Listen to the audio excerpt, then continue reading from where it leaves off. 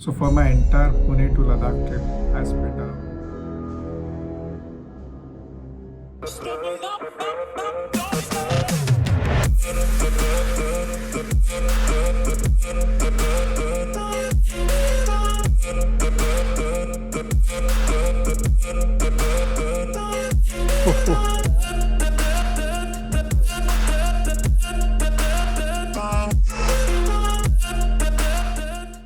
Hello, I am Rakesh. Welcome back to our channel. So for my entire Pune to Ladakh trip, I spent around 26,444 rupees. This is for 14 days trip, but you won't have to pay this much because in this cost there is also cost of my flight and my train, which won't be necessary because to reach Nagpur I had to go through train, which cost me around 2,300, and while returning also from Nagpur to Pune I had to take a flight. So for you, if you follow this method, you will be spending around 19,000 to 20,000. So let's start with petrol. For the entire trip, I had to pay only about 10,500 for petrol, which is very less comparative to other riders who have went 5,000 kilometers of route. Luckily, my bike gave me a good average. It won't be the same case for everyone. At some point, I had to buy petrol of 115 rupees, and at some point, I even bought petrol for just 92 rupees or 96 rupees. So if you are planning to buy a lot of fuel, try to use credit card. I use credit card for my entire fuel cost. I tried to pay even at hotels, but they were avoiding credit cards. So only for petrol, I was able to use my credit card. Why am I advising you to use credit card for all your petrol transactions? Well, here's the good part. You can take advantage of lot of points or cashbacks which you get. I use a ICICI Amazon credit card, so I get 5% back on the amount I spent in a month. And the plus point is I get a refund for every surcharge. If suppose the price went from 110 to 115, well, I will get a surcharge refund of 5 rupees. To know more about the petrol issue in the Ladakh area where you might face the problem, to know more about it, check out the previous episodes. I have went in detail why I didn't carry a fuel tank with me, and it's very difficult to monitor how much petrol is in a bullet without the fuel gauge. Yeah, I drive a classic 350 for this trip. So that was about the fuel. Now let's move on to the stay and food cost. I could give entire detail of food and stay cost separately, but since there are so many of transactions, you can see like there is a long list of transactions that I did, like 20 rupees for water, 10 rupees for chips and all.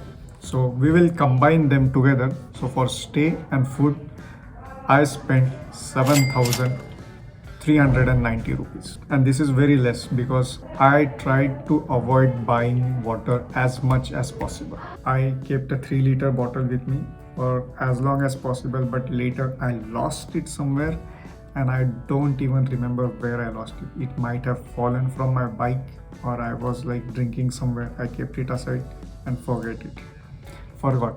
Believe me, if you are going on a trip by yourself, you will end up spending a lot of money on water itself.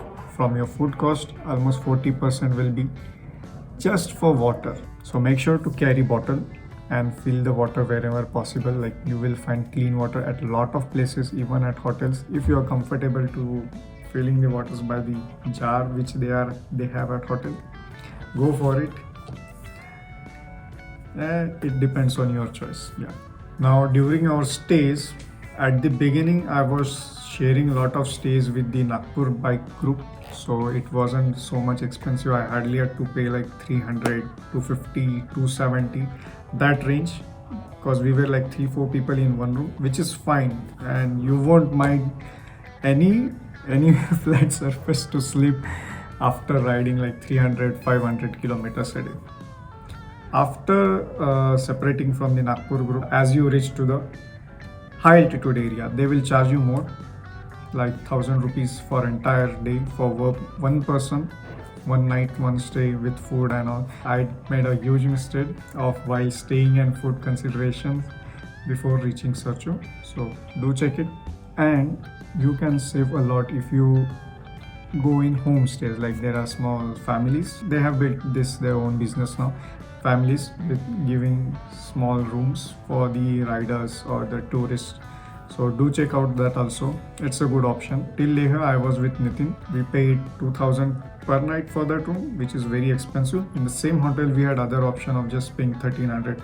Better than us, the Nagpur group found a far more better deal, and they paid only 800 to 1000 rupees per room. And even better than that, त्यांना पोहे खायला भेटले लेहमध्ये सकाळी सकाळी. So see, if you search more and spend some time, you will find good stays, good hotels, and also affordable. You can do online bookings also. I didn't did the online thing because I wasn't sure how many days I was going to stay in one place, 1, 2, 3. But I had a fixed plan to come back by X amount of date. But due to the mistake I did in Searchu or before Searchu, my trip entirely got messed up. Not messed up, it's just got delayed. But 3 years ago when I went with my office colleagues, we did find very good deal when it came to online. You can try Make My Trip, Go Ibibo, anything. Let's move on to the next part of shopping. Now I've spent total of 0 rupees on shopping. Yeah, I didn't buy anything, but my friend Nitin and others did a lot of shopping. So you might spend around 1000 rupees for buying that flag or some t-shirt or anything. I wasn't interested in buying anything for anyone, but before the trip I had to do some shopping for the trip. Like I had to buy below the vest raincoat pack, that was one, and some other bungee cords. You might also need to do a lot of shopping, but I had rest of the things I had with me, so no problem there. Let's go to the road tax and charges for entry and exits. So before Delhi, you won't have to pay anywhere. Even in Delhi, it's optional if you took Yamuna Expressway. Yamuna Expressway saves a lot of your fuel and lot of your time. You will have to pay a charge for bike also. Two-wheeler is charged 1.25 rupees per kilometer. So it depends where you are taking the exits. The first time ever I paid a toll for two-wheeler. And the main point of having Yamuna Expressway is you don't have to drive through Delhi. And Delhi has huge traffic problem, too much pollution. I shouldn't say negative things about other states, but that's the truth. For the Atal Tunnel, I had to pay 50 rupees. Before, actually it's not for Atal Tunnel, it's after Atal Tunnel, but I have wrote it as Atal Tunnel cost. And after Atal Tunnel, you have to pay 40 rupees in Leh and 30 rupees in Srinagar. Yeah, so that's all the charges you have to pay. That those are not too much. So this was about the road entry and road tax and road charges.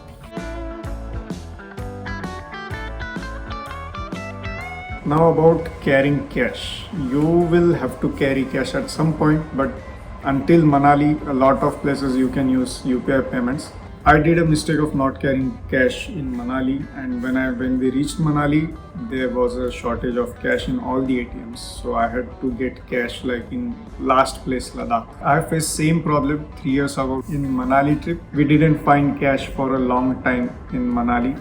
There are a lot of tourists, lot of married couples coming on honeymoon, and they take all the cash from Manali ATMs. So make sure to carry at least 3,000-4,000 of cash, but not too much, because in Ladakh UPI won't work. In Leh also UPI doesn't work. It's just cash. More of a comparison between going through a tour package or a trekking company, or planning your own trip and going on your own, even with group or solo, but going on your own. Make sure to watch the previous episodes. They are in Marathi, but you will find subtitles for some. If you have any questions, comment below. If you like the episode, like the information, and like my advices, make sure to subscribe, like, and share with your friends. If someone is planning to go on a trip, show them this episode just to give a glimpse of amount which can be saved and how much they will be spending. Thank you for watching, and travel safe.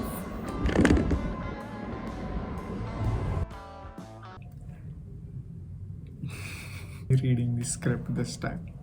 I have literally wrote my script for entire nation.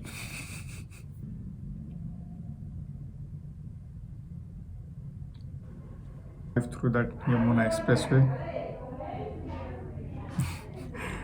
Our office staff is cleaning, so you might hear them in the background. That's the door they closed.